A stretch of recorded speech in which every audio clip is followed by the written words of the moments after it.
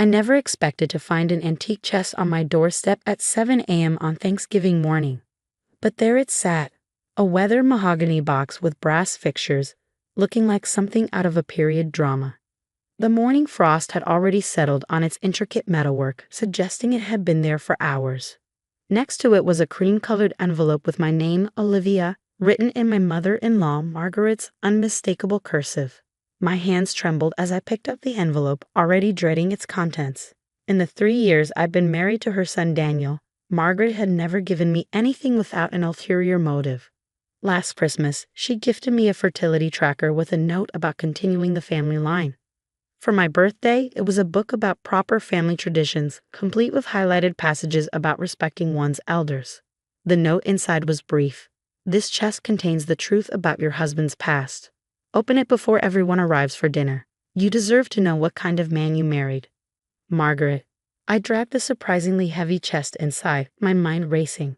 Daniel was still asleep upstairs, exhausted from his late shift at the hospital. As an emergency room doctor, he often worked unusual hours, but he'd made sure to get Thanksgiving off so we could host his family for the first time. The chest's lock was old but sturdy, with no key in sight. Obviously, Margaret wanted me to work for whatever revelation she had planned. I ran my fingers over the intricate carvings on the lid, roses and thorns intertwined in an endless pattern. Despite myself, I had to admire its craftsmanship.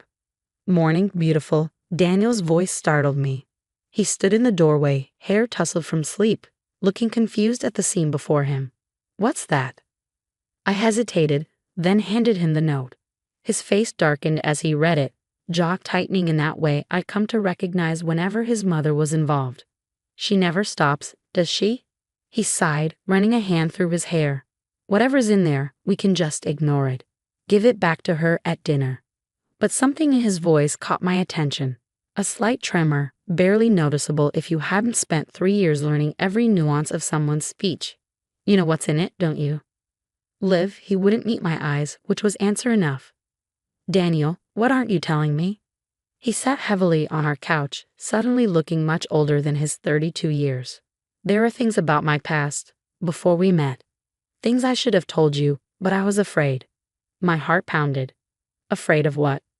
Afraid you'd look at me differently, that you wouldn't understand. He stood up abruptly. I need to start prepping the turkey. We can deal with this another time. I caught his arm. No, your mother left this here for a reason, and for once I think she might be right. I deserve to know. Fine, he snapped, pulling away. Then open it. But whatever you find in there, remember that I'm still the same person you married. He stormed upstairs, leaving me alone with the chest and my growing anxiety. The next 2 hours were a blur of failed attempts to open the lock. I tried every key in the house, watched YouTube videos about lock picking, and even considered calling a locksmith, all while trying to prepare for the 12 people coming to dinner. Around 10, my best friend Kate arrived early to help cook, taking one look at my frazzled state and immediately demanding answers. I showed her the chest and note. That manipulative witch, Kate muttered, examining the lock. You know, this is just another one of her games, right? Remember the family photos she brought last Easter? I did remember. Margaret had arrived with an album full of pictures from Daniel's childhood, almost all featuring his ex-girlfriend from medical school. It had taken weeks for those images to stop haunting me. But what if she's right this time? I whispered, voicing my deepest fear. Daniel's acting strange. He knows what's in here, Kate, and it scares him. Kate set down the chest and gripped my shoulders. Listen to me. That man adores you. Whatever skeletons are in this fancy box, they can't change that. Before I could respond, my phone chimed with a text from Margaret.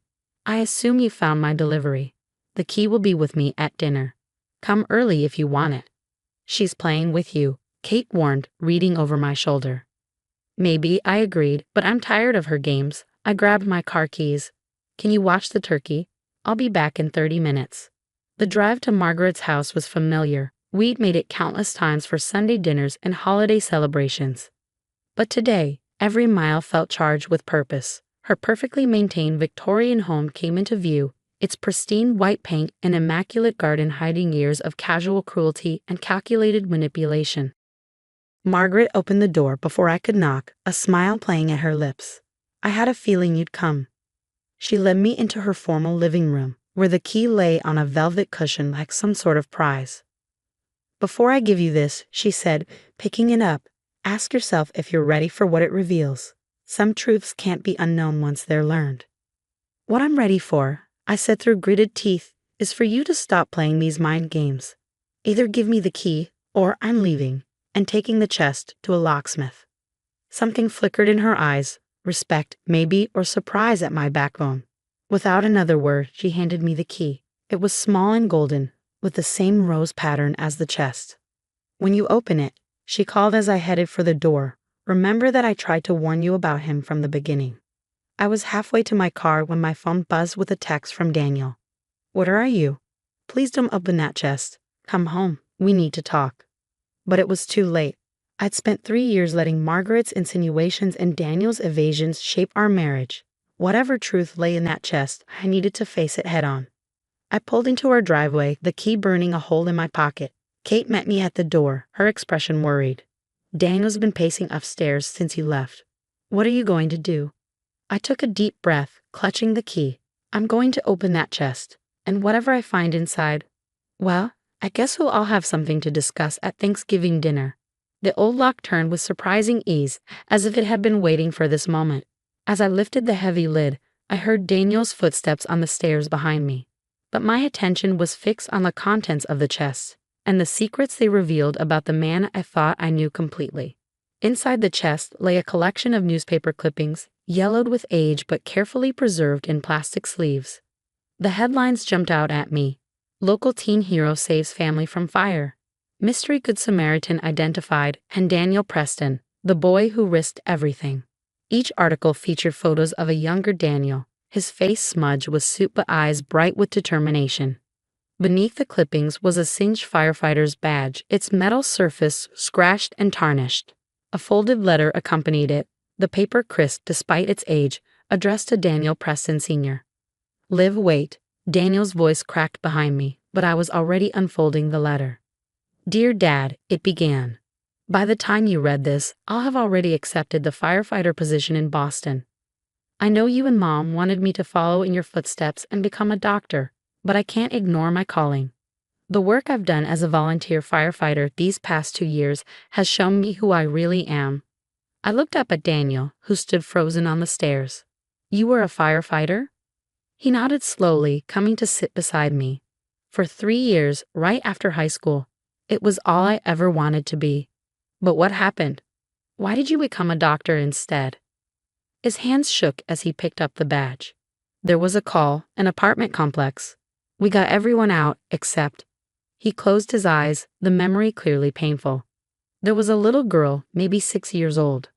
I found her hiding under her bed, got her almost to safety, but the floor collapsed. I managed to throw her to my partner, but I fell 3 stories." Kate, who had been quietly watching, gasped. Daniel continued, his voice distant. "Broke both legs, fractured my spine. The doctors said I'd never work as a firefighter again. My parents, they saw it as a sign, said God was telling me to follow their plan instead of my own." "So you became a doctor," I whispered, pieces falling into place. "I fought it at first, was angry, depressed.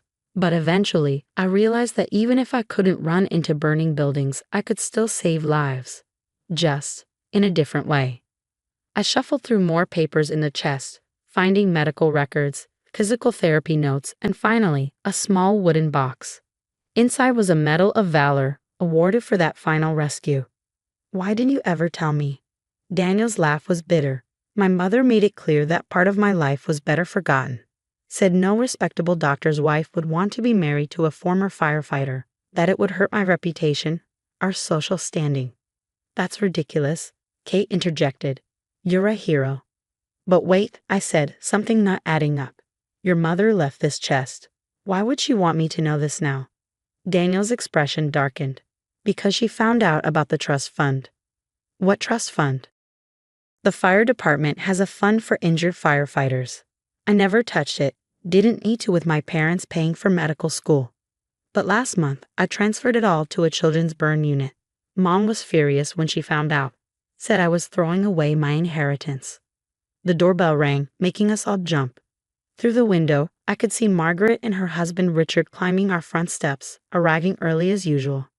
"I'll get it," Kate offered, but I stood up. "No, I need to handle this." Margaret swept in like she owned the place, her eyes immediately finding the open chest. "Ah, so now you know. About your husband's unfortunate past." "Unfortunate?" My voice was quiet but steady. "You mean his heroism, his sacrifice, the lives he saved?" She waved a dismissive hand. "He was throwing his life away, playing at being a working-class hero. We gave him a better path." "No," Daniel said, standing beside me. "You took advantage of my injury to force your path on me, and now you're trying to use it to drive a wedge between me and Olivia." "I'm trying to protect this family's reputation," Margaret snapped. "Bad enough you gave away your compensation money, but now you're volunteering at that burn unit, associating with—" "With what?" I interrupted. "With brave men and women who risk their lives for others, with children who need help and hope." I picked up the Medal of Valor, holding it out. "You should be proud of this. Instead, you're ashamed because it doesn't fit your narrow view of success." Richard, who had been quietly observing, suddenly spoke up. "She's right, Margaret. What we did, what we forced him to do, it wasn't right." Margaret's face flushed. "How dare you?" "No," Richard cut her off. "I've watched you manipulate our son, his wife, this entire family for years. I said nothing when you pushed Daniel into medicine, said nothing when you tried to control his marriage, but I'm done being silent." The doorbell rang again. More guests arriving. Kate slipped away to let them in, leaving us in our tableau of confrontation. Margaret's carefully maintained facade cracked slightly. "Everything I did was for this family." "No," Daniel said softly. "Everything you did was for your image of this family, but that image was never real, Mom, and I'm done pretending it was." More relatives were filtering in, drawn by the tension in the air. Daniel picked up the chest, lifting it onto our dining room table. "Since everyone's here," he announced, "I'd like to share something. A story about who I was before I became a doctor. A story my mother hoped you'd never know." The Thanksgiving table fell silent as Daniel shared his story. I watched as our family members' expressions shifted from confusion to amazement as he pulled out each piece of evidence from the chest. His cousin Emma, a nurse, wiped tears away when he described saving the little girl. His uncle Thomas, usually so proper and reserved, reached for the Medal of Valor with trembling hands. "I remember that fire," Thomas said quietly. "It was all over the news, but I never knew. Margaret told us you were away at a pre-med program." Margaret sat rigid in her chair, her turkey untouched, as her carefully constructed narrative crumbled around her. Her face grew paler with each supportive comment from the family, each proud look directed at her son. "The burn unit where I volunteer," Daniel continued, his voice stronger now. "There's a teenage girl there. She reminds me so much of the one I saved that day. Last week, she asked me why I became a doctor instead of staying a firefighter." He paused, looking directly at his mother. "I told her the truth, that sometimes life takes unexpected turns and we have to adapt. But I also told her something I should have admitted to myself years ago, that being forced onto a different path doesn't mean we have to forget who we really are." "Daniel," Margaret's voice quivered, "I only wanted. I know what you wanted, Mom. You wanted the perfect doctor's son, the perfect doctor's wife, the perfect family to show off at country club dinners. But look around this table." Everyone turned to survey our mismatched family gathering. Emma with her tattoos peeking out from her nurse's sleeves. Uncle Thomas who'd married his husband last spring despite Margaret's disapproval. Cousin Peter who'd chosen to be a high school teacher instead of joining the family law firm. "This is real family," I said, standing beside my husband. "Imperfect, unexpected, but authentic. And Daniel's past as a firefighter, it doesn't shame this family, it honors it." Kate, who had been quietly supporting from the sidelines, suddenly spoke up. "Actually, I have something to add." She pulled out her phone, showing a video on the screen. "Last week, I was at the burn unit doing a story for the local news. I caught this." The video showed Daniel sitting with a young girl, her face partially scarred. They were laughing together as he taught her to fold origami cranes, telling her about the Japanese legend that folding 1,000 cranes grants a wish. "Your wish shouldn't be to erase your scars," Daniel's voice came through clearly in the video. "They're proof of your strength, your survival. Wish instead for the courage to show the world who you really are." Margaret made a small choked sound. For the first time since I'd known her, I saw her perfect mask crack completely. Tears rolled down her cheeks, smearing her immaculate makeup. I was so afraid, she whispered. When you fell through that floor, the doctor said you might never walk again. I couldn't bear to see you risk your life like that. I thought I was protecting you. By hiding who I am. By trying to control every aspect of my life. And now my marriage. Daniel's voice was gentle but firm. Mom, I'm proud of being a doctor. I love my work. But I'm also proud of being a firefighter. Both parts of my life make me who I am. Richard reached for his wife's hand. Margaret, remember how we met? When I was just a resident, living in that tiny apartment, and you chose me over the businessman your parents wanted you to marry. She nodded slowly, realization dawning in her eyes. Your parents were wrong about me, Richard continued, just like we were wrong about Daniel's choices, and about Olivia. I felt tears in my own eyes as Margaret turned to me. The chest, she said softly. I thought knowing about Daniel's past would make you see him differently, that you'd be ashamed, like I was.